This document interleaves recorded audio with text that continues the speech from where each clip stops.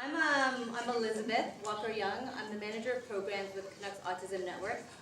We're really excited to learn from the panelists here, from the speakers in the panel before us, the lived perspective, whether you're living and breathing the recruitment and supporting people with disabilities and diverse abilities in your environment, and or whether you have that lived perspective yourself. They're all important for all of us to be able to try and take this in and to be inclusive employers. So with that, I will pass it over to Swami to introduce himself. Hi, I'm Swami. I work at ICBC. I'm a manager of testing. So we manage enterprise testing, automation, performance testing, different testing types. So for me, working with the people on the spectrum, it's been over a year and a half. So we work with focus services. So I hired a couple of people, in fact converted one of them full-time. So I would love to share my experience. How was it working with them, having interviews with them? Yeah. Okay, I'm Carol Simpson, and I'm the founder and CEO of Focus Professional Services. I started the company solely for the purpose of hiring individuals on the autism spectrum and getting them out into solid middle-class employment jobs. The business model that I use originated in Europe, and it's been adapted to Canada and then locally here to BC. I have the advantage of not only working in the field that I really enjoy, which is IT. If I were an accountant, I'd have an accounting firm, but I've been in IT all my career, and so there was just the natural place for me to go. And I also, so I have practices inside my organization about hiring people on the spectrum, but I also work with clients, other businesses, in introducing our staff as consultants into their workspaces. So I also see into other organizations and where their challenges are and how things work and when things work. Then from a personal perspective, I have 2 adult sons on the spectrum, and I am a single mother, and my older son is getting his PhD in mathematics at UBC, and my younger son is figuring out what life is all about. I'm Lisa Bischoff. My husband Patrick and I own Gabby and Joel's Handmade Pies, which is a bakery in Port Moody.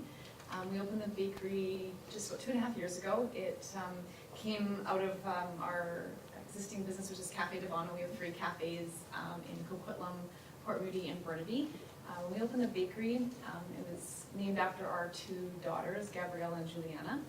Juliana is our eldest daughter, who is 10 now and has autism, and so it was very intentional that we wanted the bakery to be an inclusive employer, and we wanted to create a space that would be provide opportunities and then eventually provide space for her as she gets older. So that was where that came.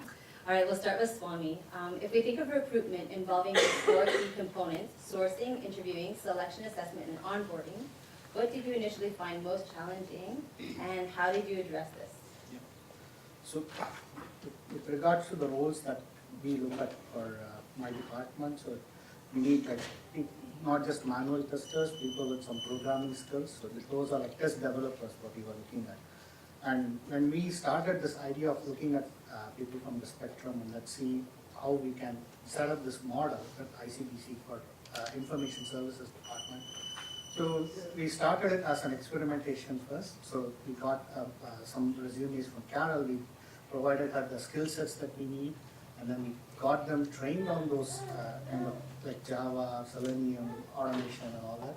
And then it was to see, okay, let's try it for the first month or 2 to see how it would work out, and then we can slowly transform and increase the contract. So the first month, it was more of like setting up the team. So I had a sizable team who should work with this person. So we had this onboarding session where we got Carol in to do a bit of training to say, okay, how to work with spectrum, people in the spectrum, what is this and what kind of situation would we deal with. So we had this training for people within my team and people like the admin staff or people who would be working with this person to have an idea. So we also brought in other application areas because this person might be talking to somebody from a different development team or a database team. So we got in representatives from each team. We had that session to lay out that this is how it would be, and then we got him in. And within like a month or two, he learned the key applications that we use for claims processing, insurance, and how to do the automation pretty much quickly, and was able to run through the automation work that was needed for our day-to-day sustainment work. So it's like bread and butter for him after like a couple of months. So that was the success rate, and based on that, what we saw is, okay, why don't we try out hiring him full-time? So the key challenge that I would say here is, many of them, this is their first job. So when you look at the resume, you wouldn't see an experience in an IT company before. So we want to judge them by their technical skills. So, and doing a face-to-face interview, that was one of the experiences we had. So we did an interview for one of the folks. So I had my test lead sitting in the room and myself. So I did set the expectation that this is how it would be when you have an interview with a person from the spectrum. But I think seeing a panel for an interview, face-to-face interview, he got a bit scared. So we had to make him comfortable and then go through our questions. So end of the day, when he finished the interview, like he went back to Carol's office, he was kind of frustrated. Oh, I didn't answer that question. Well, maybe I should have given some more details in here. And I kind of felt that that could have been the case. I gave her a call, and that was the case. So then I had to tell her, can you just let him know that he did a good job in the interview, he answered all the questions. We are looking for his application aspect, like can he understand the problem and apply the logic. So in that way, that was a good learning for me as well to see, okay, if I want to interview in future a person from the spectrum, I may do a written test rather than a face-to-face interview. That kind of brings down the anxiety a bit in them so that they can answer the questions well. And onboarding as well, like have some session, bring in a trained person to get the team on board and that how should we work with the person. Carol, when you first started hiring people with autism, what did you do to help prepare managers, supervisors, and other team members, or anyone else, and that they typically didn't do? Okay, so I'll ask that question more that, I started Focus from the very beginning with autism in mind. So it wasn't as if we had to change anything, instead we implemented a process. And so our process is that we do meet our applicants and we call it a meet and greet. So because I don't want to interview them per se, instead it's an opportunity for them to come in, get a sense of the environment, and I want to see them as relaxed as possible, because I know that when I see somebody on the spectrum in their most relaxed state, I am seeing them at their best, and that's what I want to see. I want to see them at their best.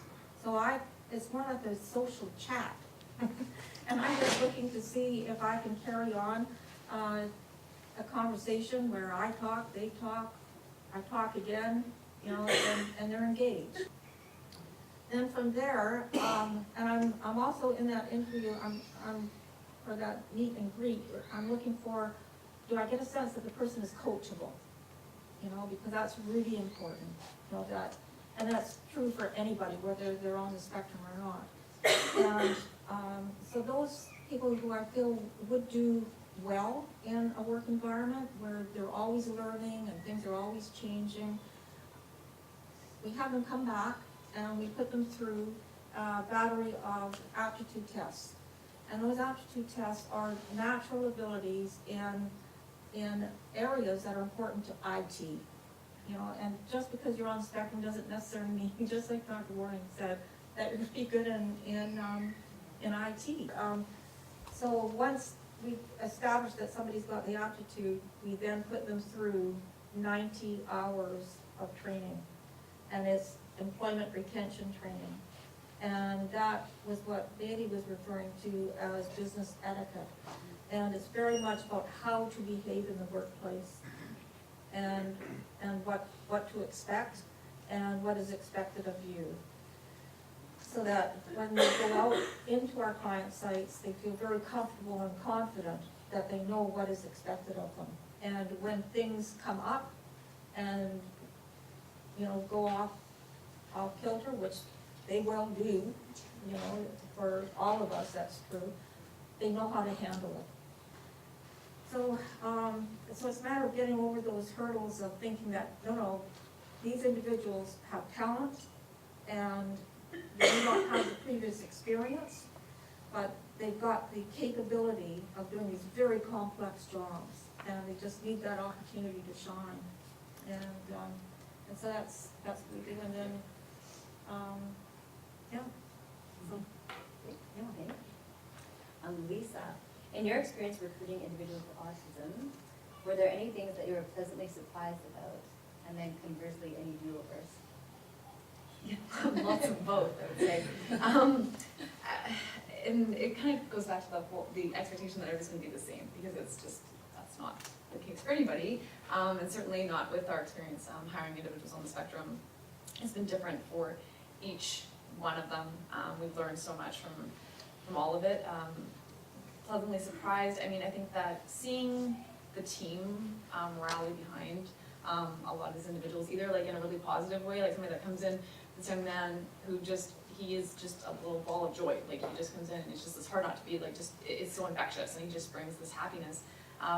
There's also like another individual that's been with us from day one, and his journey has been very, very challenging to navigate, and that we've learned so much, and there's so much that we continue to try to learn to support him and to try to make him successful. But it's like the amount of support that he's gotten from the team, they just want him to be successful despite the challenging days, and so that's been really great to see.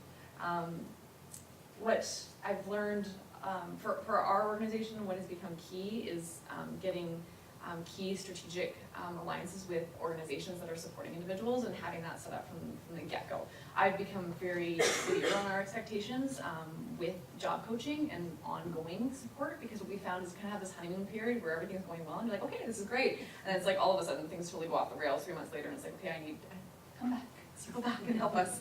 So making sure that those job coaches are with agencies that have that mentality, and that will look at our business and how they can support our business, not just their client, because we did have a lot of that experience where it's like somebody's like, okay, this person's gonna be a great fit for you, check, and move on. I'm like, whoa, it's a good fit for them maybe, but it's really not working for me, and I need to be able to have that conversation.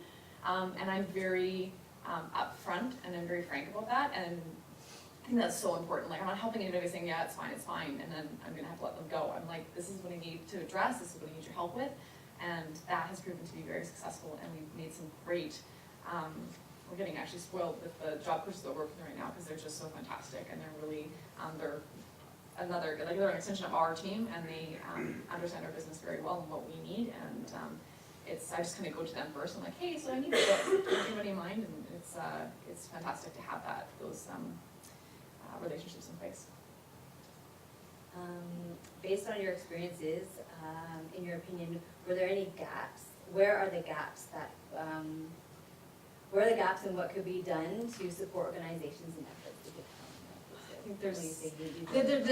think there's a lot of gaps that need to be addressed, and something that I speak a lot about, again, with agencies, frankly, with anybody who will listen, is the fact that the job coaching is fine and super important, but kind of what you talked about as far as like that, the etiquette, the work etiquette, how do you conduct yourself in a workplace effectively? That's been a piece of the puzzle that's not there, and sometimes that comes back to like behavioral supports, right? And those are hard to come by. And so to go back to like our one young man who presented with us with a lot of challenges, he's quite capable of doing his job, like no problem. Like he will show up every week, like attendance is not an issue. But his ability to interact with his coworkers is so problematic, and to interact with, he delivers for us, so he's out in the community, so it's like he's representing us, and we're like, there's times we're like, oh my god, like, this is just not representing us well, it's not representing him well. But to try to find some support, like he was of an age that he never had any support when he was a kid. So like from a parent of somebody with autism, I totally like feel for him, because I'm like, you didn't have a chance, like nobody was there to teach you this stuff. But then to try to find that within the community is very challenging. I think it's something that needs to be discussed more as far as how do you these life skills that are so critical to be successful and to achieve full employment, which is what our goal for this young man was, because he does eventually want to be independent, but it's like there's so much work that needs to happen in the workplace that also then translate to his success outside of work too, right? So that's a big one that I would love to see more attention. Yeah, and they're not easy conversations to have, and they're not ones that are done quickly. So as an employer, when there's lots of other moving pieces, it's hard. Swami, any final or insight or suggestion that you'd like to pass along to the employers in the room to help them with their recruitment efforts when it comes to hiring those? Yeah. On So the Autism spectrum? one good thing with my teams, we were successful in getting somebody in the spectrum was because we also got our team on board. So I was able to get a person who was as a buddy for the new resource and could train this person and also handhold him for a time period. And these one-on-one sessions helped us a lot. So get the team on board early before you even get the resource. And then you have all the support team, you also get to know him and have the communication established well. So that kind of plays a very key role. And also find inputs on how do we interview them and also setting them up for success is one key thing. They can start with repetitive kind of work, but slowly once they gain the knowledge, they can move to other areas. So that's how I've seen this work very well. So something that's established, but you have to do it every day. That kind of work is a good thing to start with. But once they learn it, then they move forward well and learn new areas of application in IT. And learning new technologies as well. I've seen that ability to learn it quickly and turn around things. So the thing is we just need to give them a bit of room. So at some point you may realize that they are on par with everybody and you forget that this person was in the spectrum. And that's one other thing that we have to realize, okay, when things happen, like what Karen said, something that has worked last month will fail in IT this month because of some patch or some change that we applied. So we just need to be mindful and get that communication up to these resources to say it's okay to fail. You learn from it and then you fix it for the next time. So that message, communication has to be clear. They are pretty much honest with the way they do things. So for me, these resources, they come to my office and update to me okay, I've done this work, what do I do next? And the kind of questions they ask is okay, I'm running this automated regression, the tool is running it, I'm watching it, what should I do when it's running? So I had to tell them, okay, look at another application or learn and try to build something else. So these are the kind of questions I haven't heard from a regular employee, but these are new things for me to see. I'm kind of surprised to see, okay, they're thinking in this way. And the kind of issues they raise when they see a data, so it's different from regular eyes. That's what I've seen. So, thank you. Well, as someone who manages a team myself at Connect Autism Network, if you run organizations and you manage teams, it sounds like what you do with a typical population. So there might be, and then there's also different maybe barriers and different ways of coaching and working, and definitely some supports that we all need to rely on, whether it's someone supporting you to get in, or then once they're in a process. So, but it's people wanting to get jobs and to contribute and who have skills.